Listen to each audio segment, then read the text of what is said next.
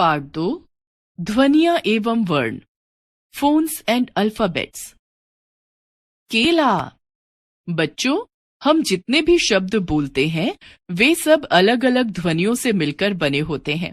जैसे केला शब्द क जमा ए जमा ल जमा आ ध्वनियों के मेल से बना है। इस तरह हर भाषा में अनेक ध्वनियां होती हैं। इन ध्वनियों को लिखकर दिखाने के लिए कुछ लिखित चिन्ह बना लिए जाते हैं जिन्हें वर्ण कहते हैं। हर भाषा में ध्वनियां दो तरह की होती हैं, स्वर, व्यंजन। ध्वनियां तथा उनके वर्ण। स्वर, जो ध्वनियां बहुत सरलता से स्वतंत्र रूप से बोली जाती हैं, वे स्वर कहलाती हैं।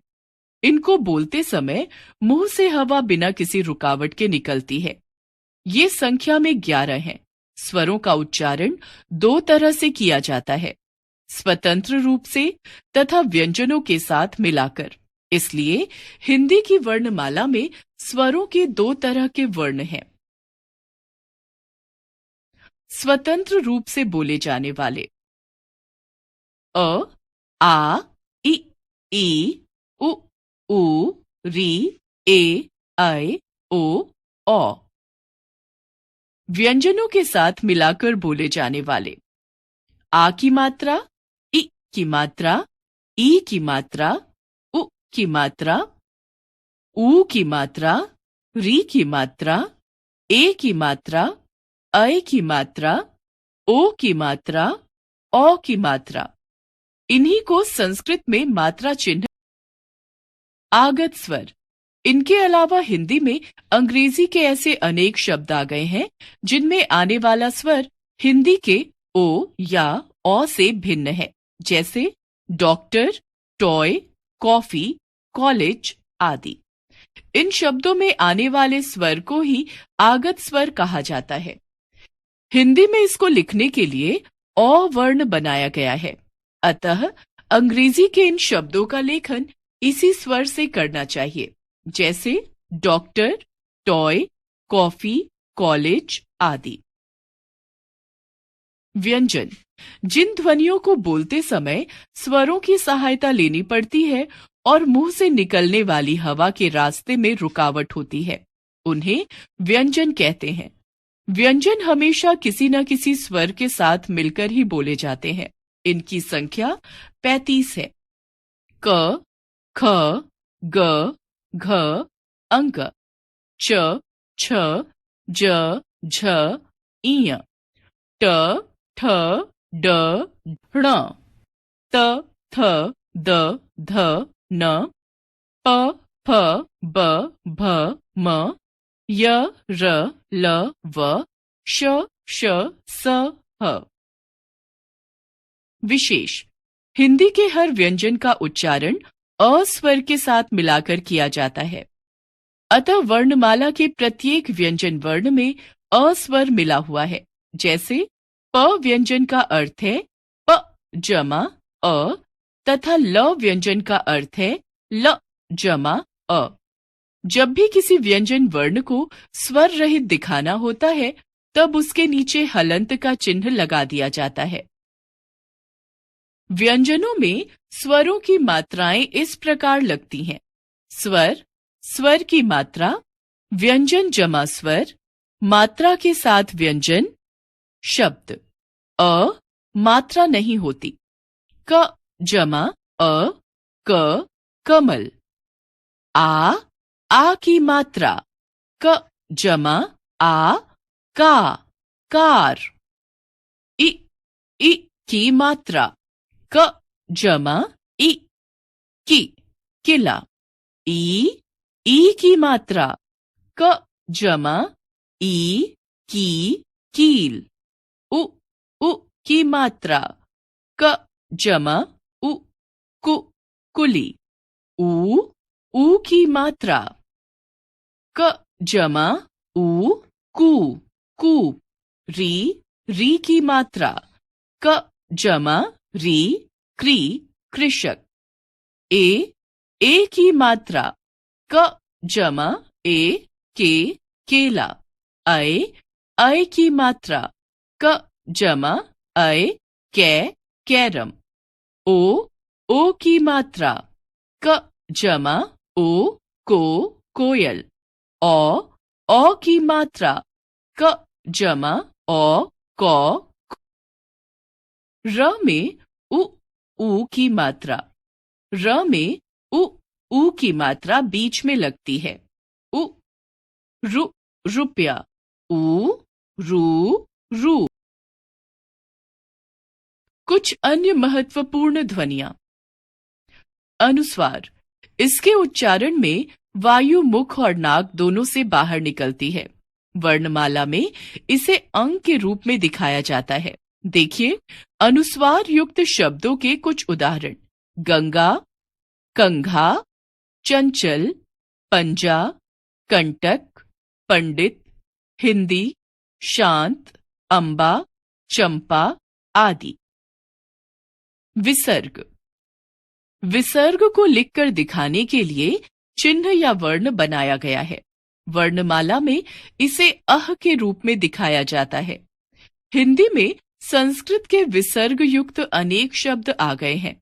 भले ही हिंदी में विसर्ग का उच्चारण ह के रूप में होता है, पर लिखते समय ह से नहीं लिखा जाता, बल्कि विसर्ग लगाकर लिखा जाता है, जैसे अतः, स्वतः, प्रातः आदि। अनुनासिक, इनके उच्चारण में हवा मुख और नाक दोनों से बाहर निकलती है। अनुनासिक को लिखकर व्यक्त करने के लिए दो चिन्ह या वर्ण बनाए गए हैं, बिंदु तथा चंद्र बिंदु। विशेष, कहाँ बिंदु लगाएं, कहाँ चंद्र बिंदु। ध्यान रखिए, जिन स्वर वर्णों की शिरोरेखा के ऊपर मात्रा चिन्ह होगा उन पर बिंदु लगाया जाएगा, और जिनकी शिरोरेखा के ऊपर कोई मात्रा चिन्ह नहीं होगा, अर्थात स्थान खाली होगा, वहां चंद्र बिंदु लगाया जाएगा, जैसे अन, आन, ई, ऊ, ए, आए, ओ, औ। देखिए उदाहरण। अंगीठी, आंसू, चांद, गांव, खींचना, पूंछ, में, मैं, पौछा आदि।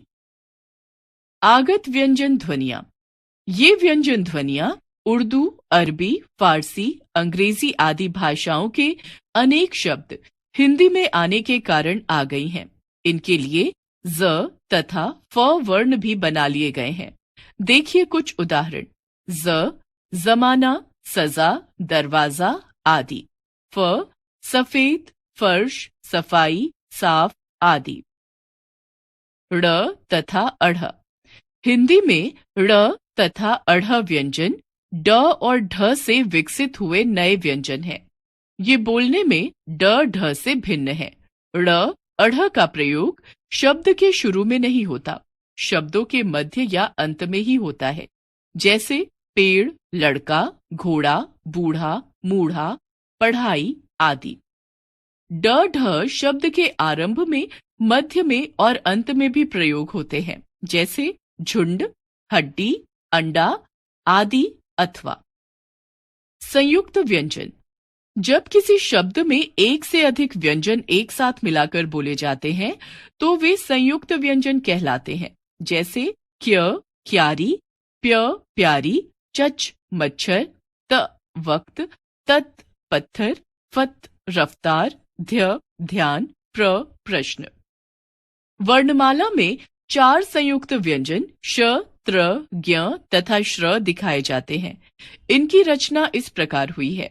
श क जमा श, रक्षा, भिक्षा। त्र त जमा र, पुत्र, यात्रा। ज्ञ ज जमा इय, विज्ञान, आज्ञा।